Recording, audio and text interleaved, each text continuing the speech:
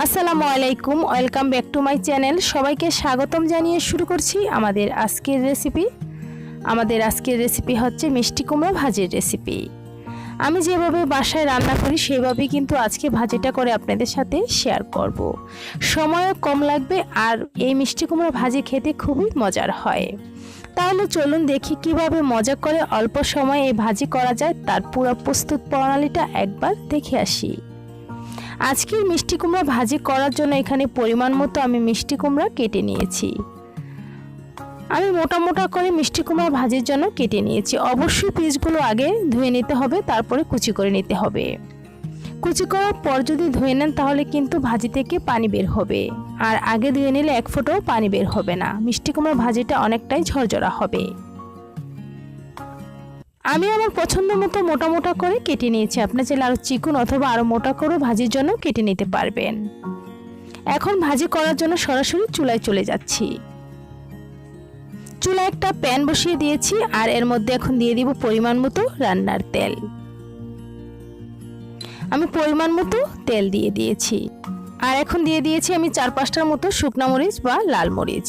এখন দিয়ে দিচ্ছি আমি হাফ চা চামচের মতো কাঁচা জিরা। আমি আস্ত জিরাটা দিয়ে দিয়েছি, এতে করে ভাজি বেশি মজার হবে। শুকনা মরিচ দিলে খুব সুন্দর ফ্লেভার আসে আর ভাজি খেতে খুবই মজার হয়। মরিচ আর কাঁচা জিরা দিয়ে হালকা একটু নেড়েচেড়ে তেলের সঙ্গে মিশিয়ে নিয়েছি। কয়েক সেকেন্ড ভেজে নেওয়ার পর এখন এর মধ্যে অ্যাড করে দিচ্ছি আমি পরিমাণ মতো পেঁয়াজ কুচি। পেঁয়াজ কুচি পরিমাণ চাইলে বাড়িয়ে কমিয়ে অ্যাড করা যাবে। এখন একটু বাদামি কালার করে পেঁয়াজগুলো ভেজে নিতে হবে। আমি বাদামি কালার করে পেঁয়াজগুলো ভেজে নিয়েছি। কালারটা যখন এরকম চলে আসবে তখনই এর মধ্যে মিষ্টি কুমড়ার টুকরোগুলো দিয়ে দিতে হবে।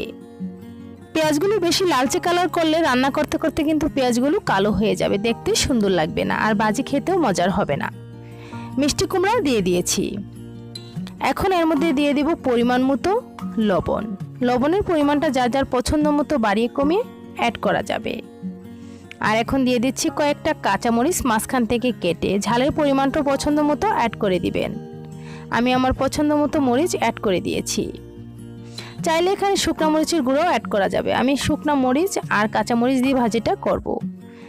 আমি লবণ আর মরিচ দিয়ে ভালো করে নেড়েচেড়ে একটু মিশিয়ে নিয়েছি। এখন ঢাকনাটা ডেকে রান্না করে নিব 3 থেকে 4 মিনিটের মতো। এই পর্যায়ে চুলার আঁচটা বাড়ানো থাকবে, আর ঢাকনাটা উঠিয়ে মাঝে মাঝে ভাজিগুলো নেড়ে দিতে হবে, আর তা না হলে কিন্তু ভাজিগুলো নিচে লেগে যেতে পারে। আমি 3 থেকে 4 মিনিটের মতো ভাজি রান্না করে নিয়েছি। এখন ঢাকনাটা উঠিয়ে নিচ্ছি। ভাজি কিন্তু প্রায় হয়ে এসেছে। এই মিষ্টি কুমড়া ভাজি হতে কিন্তু 6 থেকে 7 মিনিটের মতো লাগে, এর চেয়ে বেশি সময় লাগে না। খুব সুন্দর মতো কুমড়ার টুকরোগুলো সিদ্ধ হয়েছে আমি চেক করে নিয়েছি। আমি আবারও হাতাটা দিয়ে একটু নেড়েচেড়ে মিশিয়ে নিচ্ছি।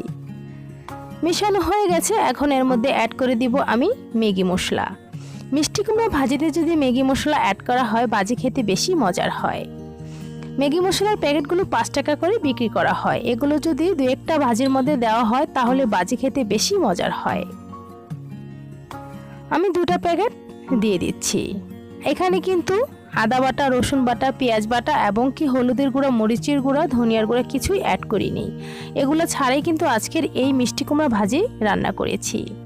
এই ভাজি রান্না করতে যতটা সহজ, খেতে কিন্তু তার চেয়ে বেশি মজার। এখন দিয়ে দিচ্ছি আমি পরিমাণ মতো ধনেপাতা কুচি। ম্যাগি মশলা আর ধনেপাতা কুচি দিয়ে ভালো করে নেড়েচেড়ে আবারও একটু মিশিয়ে নিতে হবে। আমি ভালো করে নেড়েচেড়ে ভাজিগুলো মিশিয়ে নিয়েছি। ভাজি কিন্তু রান্না হয়ে গেছে। দেখলেন তো আজকে মিষ্টি কুমড়া ভাজি কত সহজে করে নিয়েছি। কালার দেখে হয়তো বুঝতে পেরেছেন ভাজিটা কত মজার হবে। কোনো রকম ঝামেলা ছাড়াই এই মজাদার মিষ্টি কুমড়া ভাজিটা করে নিতে পারেন। আর হ্যাঁ, এই মিষ্টি কুমড়া ভাজিটা করেছি আমি চুলার আঁচটা ফুল বাড়িয়ে। চুলার আঁচটা কমে যদি ভাজিটা করা হয় তাহলে কিন্তু ভাজির ভিতরে অনেক পানি বের হয়, আর মিষ্টি কুমড়া ভাজি খেতে বেশি মজার হয় না। অবশ্যই হাই হিটে রান্না করার চেষ্টা করবেন, এতে করে সময়ও কম লাগবে, ভাজিও খেতে খুব মজার হবে। আমি চুলা থেকে নামিয়ে পরিবেশন করে নিয়েছি। এই মিষ্টি কুমড়া ভাজি রুটি এবং ভাতের সাথে খেতে খুবই মজার হয়। আশা করি আজকের রেসিপি সবার কাছে ভালো লেগেছে।